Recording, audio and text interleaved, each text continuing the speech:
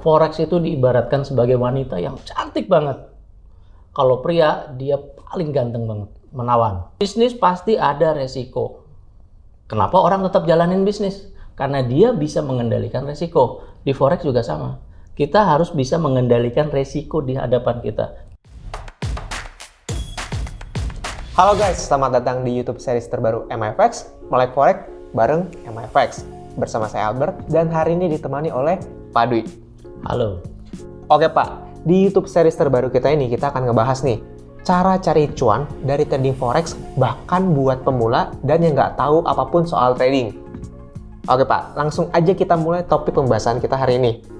Kalau berbicara soal melek Forex nih Pak ya, aku tuh sebetulnya udah termasuk di kalangan orang yang udah mulai melek investasi. Cuma kalau soal Forex nih, aku masih merem Pak, nggak tahu apa-apa sama sekali. Aku cuma pernah denger cerita dari teman atau keluarga, atau baca berita aja. Kalau aku baca tuh Pak ya, aku pernah tuh sering nemuin yang cuannya gila-gilaan dari trading Forex. Besar banget. Tapi di sisi lain nih Pak, aku juga sering banget nemuin berita miring soal trading Forex. Jadinya aku yakin pengalaman aku sama teman-teman di rumah tuh sama. Di satu sisi pengen dan mau coba trading Forex untuk cari cuan, tapi ragu sama takut juga. Jadi langsung aja nih Pak, pertanyaan pamungkasnya. Trading Forex itu apa sih? Wajar kalau takut untuk masuk posisi, takut dengan berita-berita miring segala macam. Tapi yang paling penting untuk menghindari atau mengurangi ketakutan itu adalah mengenal lebih jauh konsep trading Forex. Gampang. Konsep awalnya, pernah ke Money Changer? Pernah Pak, Money Changer aku lebih familiar tuh. Oke, kita sekarang mau bertransaksi menukarkan rupiah kita, sekarang kursnya 14.000 nih. Mau kita tukarkan dengan 100 US dollar. Artinya butuh rupiah itu 1.400.000. Betul. Kita sudah punya 100 dolar dong, ya kan? Kemudian karena Forex itu berfluktuatif, bulan depan rupiah kita sudah dinilai 15.000 untuk beli 1 dolar. Jadi berapa? Artinya kalau kita mau jual jadi 1.500.000. Betul. Nah, keuntungannya berapa? Untung 100.000 tuh Pak. Nah, dari situ kan sudah bisa kita tahu ada selisih yang kita bisa manfaatkan dari keuntungan transaksi dolar ke rupiah gitu. Oke Pak, aku jadi dapat sedikit gambaran. Ya. Cuma muncul pertanyaan baru Pak. Oke.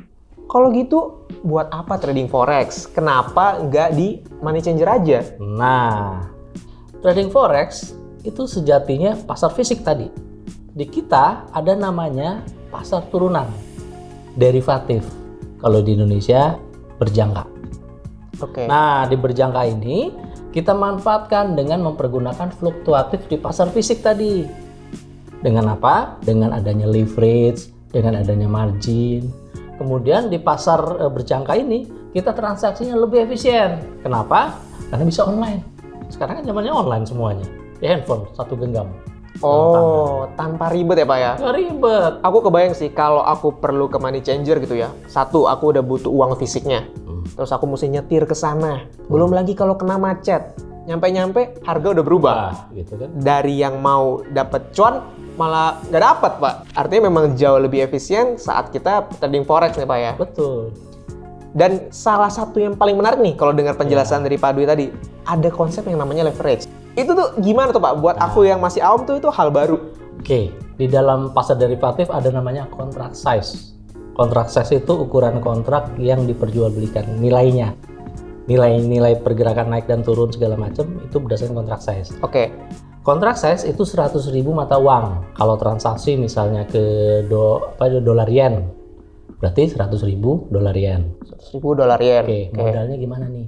Kalau kita pakai perbandingan modal 1:1, modal yang kita pakai itu sama, berarti 100.000 dolar. 100.000 dolar? Iya. Artinya kalau mau mulai trading Forex 100.000 dolar itu sekitar 1,4 M. Iya. Aduh Pak, aku jadi bingung kalau kayak model aku nih sama teman-teman di rumah mungkin yang nggak punya modal sebesar itu Pak, 1,4 M gitu Pak. Bentar, saya kan belum selesai. Oke Pak. Perbandingan 1:1. Oke. Di derivatif ada namanya perbandingan 1:100. 100 kali lipatnya lebih rendah. 100 kali lipat biar Tapi kontrak size-nya sama. Artinya apa? Modal bisa kita pakai $1.000 per satu lot. Satuan transaksinya lot. $1.000. Bisa pakai kontrak size yang 100.000 tadi. Menarik sih Pak. Tapi jadi timbul pertanyaan lagi, leverage-nya itu, rasio leverage-nya nih Pak, 1:100 aja atau ada gimana sih Pak? Ada banyak. Di pasar derivatif itu 1:100, 1:200, 1:400, 1:500, bahkan 1:1000. Tapi kita harus mengenal penggunaan leverage yang aman itu seperti apa. Saya kira 1:100 itu lebih aman daripada kita pakai 1:500. Kenapa? Karena modal yang dibutuhkan itu kecil banget. Sehingga secara nggak sadar, secara psikologi, kita terpancing untuk overload. Banyak masuk posisi. Sehingga account yang ada di dalam transaksi itu terancam. Bahaya. Jadi kalau untuk pemula, saya kira lebih baik kita pakai yang 1:100. Kebayang sih Pak. Tapi dengan aku setelah dapat sedikit gambaran tentang potensi cuannya nih Pak ya, dengan adanya leverage juga nih Pak, aku tuh langsung agak ada sedikit rasa menyesal. Kenapa nggak dari dulu trading forex? Pokoknya habis kita selesai ngobrol nih, aku rasanya udah pengen langsung aja nih buka akun trading forex, langsung terjun trading forex. Jangan dulu, tahu resikonya nggak? Resiko ya Pak? Aku fokus sama profitnya aja. Semua bisnis pasti ada resiko. Kenapa orang tetap jalanin bisnis? Karena dia bisa mengendalikan resiko. Di forex juga sama.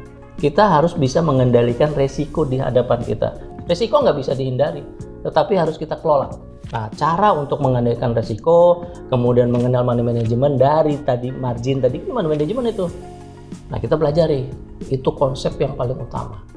Iya, dan salah satu kata kunci yang menarik dari Pak Dwi tadi adalah menganggap trading forex itu sebagai sebuah bisnis. Betul. Itu artinya trader profesional seperti itu ya Pak. Mereka fokus sama profitnya, tapi punya kesadaran terhadap pengelolaan resikonya. Betul. Oke, saya udah sedikit dapat gambaran soal potensi profitnya, resikonya udah dapat. Cuma balik lagi nih Pak, ke pertanyaan kita yang tadi paling pertama nih. Pemikiran apa yang paling pertama? Kenapa banyak berita miring soal trading forex? Forex itu diibaratkan sebagai wanita yang cantik banget. Kalau pria, dia paling ganteng banget. Menawan. Menawan ya Pak ya? Menggiurkan gitu ya berarti ya? Jadi semakin banyak penggoda di luar sana untuk masuk sebagai oportunis. Oportunis? Iya, oportunis menggunakan forex sebagai barang dia untuk jualan. Dengan apa? Profit garanti. Pasti profit. Pasti sekian profit. Persen. Dijamin. Tapi kalau dalam bisnis ada kepastian nggak dalam persentase pendapatan? Pasti nggak ada Pak? Nggak ada dong. Dia berani resiko itu kan. Kemudian dia jual robot. Tapi jangan salah, robot ini ya benar-benar aja bagus, robot itu bagus. Tapi masalahnya dia jual secara pakai skema Ponzi. Ponzi, ya bener Pak. Itu kan bermasalah juga. Cuannya itu bukan dari trading forex, tapi dari skema Ponzi-nya. Skema Ponzi-nya. Robotnya mungkin pendapatannya nggak sebesar skema Ponzi yang dia dapat gitu. Nah itu bermasalah nantinya. Gitu. Ya sih Pak, aku juga pernah nih ada temen aku nih ikutan gitu ya pakai robot.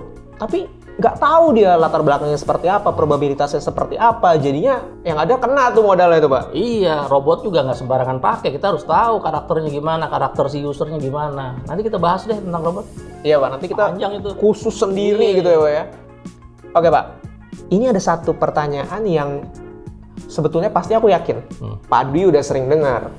Forex itu ya, trading forex itu sebetulnya termasuk dalam judi atau enggak sih? Ya, kalau kita berbicara tentang judi apa enggak, balik lagi terserah si usernya kan. Tapi kalau di Indonesia kan sudah ada undang-undangnya. Undang-undang itu legal atau ilegal? Legal. Legal. Undang-undang forex sudah ada. Undang-undang yang menyangkut pasar berjangka itu Undang-Undang nomor 10 tahun 2011. Berarti sudah legal. Sebelum diundangkan sudah dikomunikasikan di seluruh instansi yang ada di kita. Boleh enggak segala macam. Ada di situ. Artinya menurut undang-undang ya udah legal, bukan judi gitu. Ya kalau dari aku sendiri nih Pak ya, kalau aku sederhana aja. Kalau apapun itu nggak ada persiapan, ya namanya jadinya apa? Judi Pak. Iya, tergantung niat kan. Betul. Iya. Artinya nih ya, kalau aku rangkum nih ya, pembahasan kita hari ini ya, Trading forex itu potensi cuannya besar, tapi intinya apa? Mesti ada proses belajarnya terlebih dahulu. Betul. Nah, makanya teman-teman di rumah juga sama nih. Jangan langsung buru-buru loncat nih Pak ke akun trading. Langsung pakai akun live, tradingnya ugal-ugalan, asal pencet aja, lotnya gede-gede. Tapi simpel aja ya Pak ya, belajar dulu, trading dulu pakai akun demo. Coba deh trading pakai akun demo di aplikasi MyFX. Di sana kalian akan dapetin dana virtual sebesar 10.000 US dollar. Link downloadnya ada di kolom deskripsi. Ya Pak ya, belajar dulu yang paling penting. Ya, benar. Oke Pak, ini salah satu jadi kunci penasaran saya berikutnya. Kenapa mesti trading forex? Kan ada investasi itu macam-macam ya Pak. Ada saham, ada kripto, ada NFT, ada binary. Aku juga nggak tahu sih binary itu kayak gimana sebenarnya. Itu gimana nih Pak? Kenapa harus forex? Wah, kalau untuk bahas itu kan satu persatu. Forex aja belum selesai, yang itu kan harus difokus. Kita bahas di lain sesi aja. Di lain sesi aja nih. Artinya kalau tadi aku dengar dari Pak Dwi nih ya, Pak Dwi artinya udah punya 2 janji. Kita ngebahas soal robot trading sama soal kenapa harus forex. Betul. Oke. Artinya kalau untuk hari ini obrolan kita udah cukup Pak. Sekian gitu aja. Semoga teman-teman suka video ini dan menambah wawasan kalian. Jangan lupa like, subscribe, dan komen. Supaya nggak ketinggalan juga nih nanti video-video berikut kita kayak gimana. Oke ya. Sekian dari kita hari ini. Sampai jumpa dari Albert. Sampai jumpa dari Dwi. Dadah. Bye.